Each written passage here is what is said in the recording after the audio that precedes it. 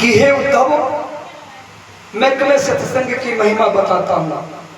ये जो आप सत्संग कर रहे हो, ये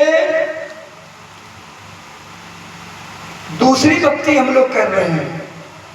कथा श्रवण करना, सत्संग करना, ये दूसरी भक्ति है भगवान की जो आप कर रहे हो इस वक्त। ये दूसरी भक्ति रामायण में वर्णन किया है। सबरी मैया को प्रदान करी थी 9 भक्ति भगवान ने। प्रथम भक्ति संतन कर संगा, और दूसरे लत मम कथा संगा।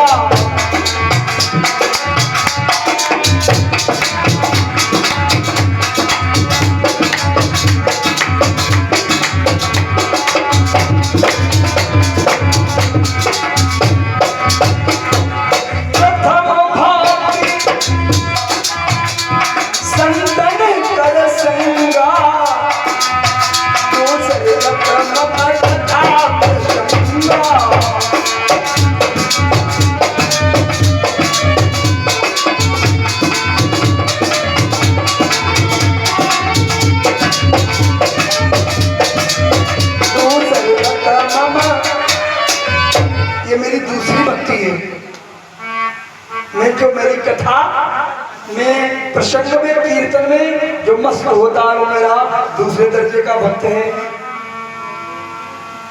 हे उद्धव, सत्संग के द्वारा ये दैत्य, राक्षस, पशु, पक्षी, गंधर्व, अप्सरा, नाग, सिद्ध, विद्याधरों को मेरी प्राप्ति हुई है सत्संग करके।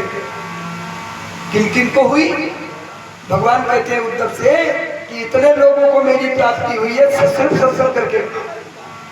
राक्षसों को, दैत्यों को, पशुओं को, पक्षियों को भी इन्होंने सत्संग कर लिया, मेरी प्राप्ति हो गई।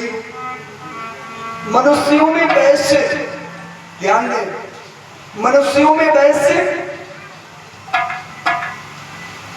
शूद्र, स्त्री आदि, रजोगुणी, तमोगुणी प्रकृति के बहुत से जीवों ने मेरा परम पद प्राप्त किया है।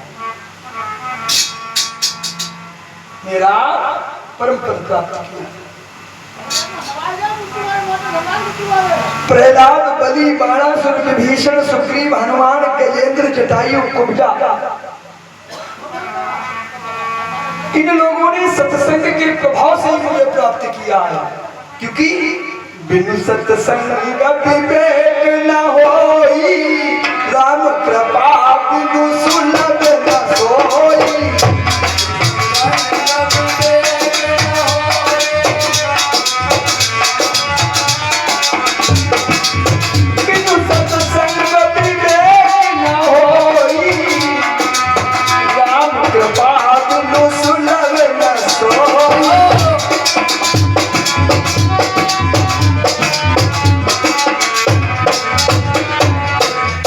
इन लोगों ने सत्संग से ही मुझे प्राप्त किया।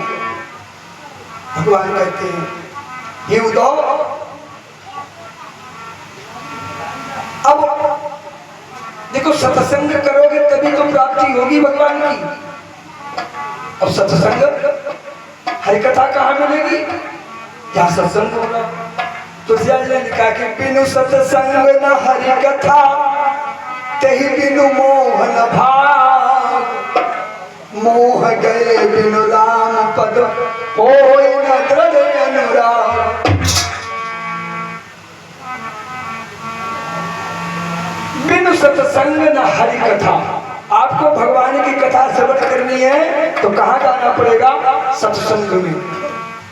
जब सत्संग में जाओगे तभी हरिकथा मिलेगी।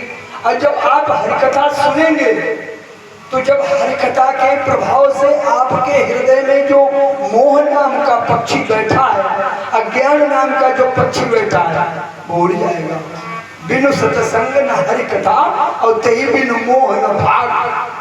मोह जब ही भागेगा जब आप भगवान की कथा श्रवण करेंगे। और जब मोह चला जाएगा तो मोह गए बिनु, जब तक आपके हृदय से मोह नहीं जाएगा तब तक ओय न दृढ़ अनुराग। जब तक मोह नहीं निकलेगा तो भगवान के श्री चरणों में दृढ़ प्रेम, पक्का प्रेम नहीं होगा।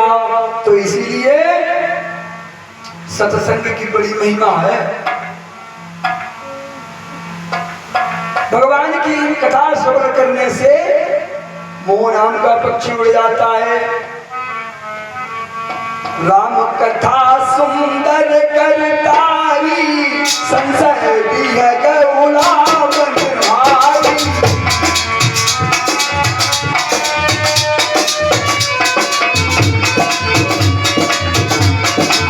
कृष्ण कथा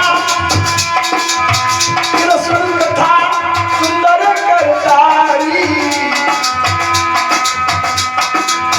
संशय भी है गौड़ा मन भारी।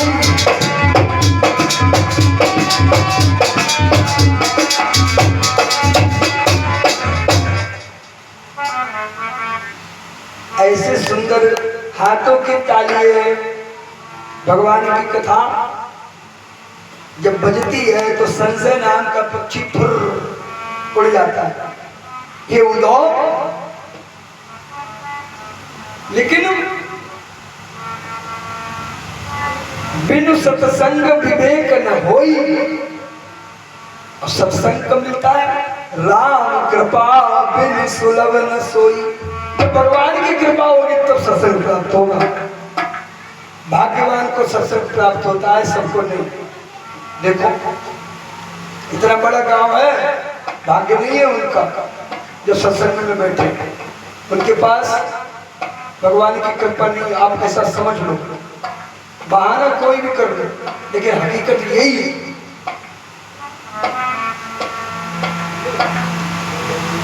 मामेकमेव शरणमात्मानं सर्वदेहिनां याहि सर्वात्मभावेन मया स्याह कुतो भया।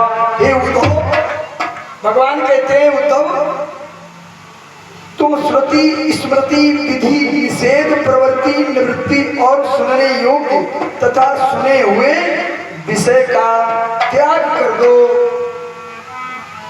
और मेरी ही भावना करते हुए समस्त प्राणियों में आत्मरूप मुझ एक ही शरण संपूर्ण रूप से मुझको ग्रहण करो। सब कुछ त्याग करके मेरे ही शरण ग्रहण करो, क्योंकि मेरी शरण में आ जाने के बाद तुम सर्वदा निर्भय हो जाओगे। प्रथम में नारद जी ने भी यही कहा है कि देवी गोविंदम शरणं गच्छामि, हे देवी गोविंद की शरण में जाओ, सारे दुख दूर हो जाएंगे। और भगवान भी यहाँ यही कह रहे हैं कि दुनिया के प्रपंचों को छोड़कर उड़ो, मेरी शरण में आ जाओ। इस प्रकार बहुत सुंदर उपदेश दिया।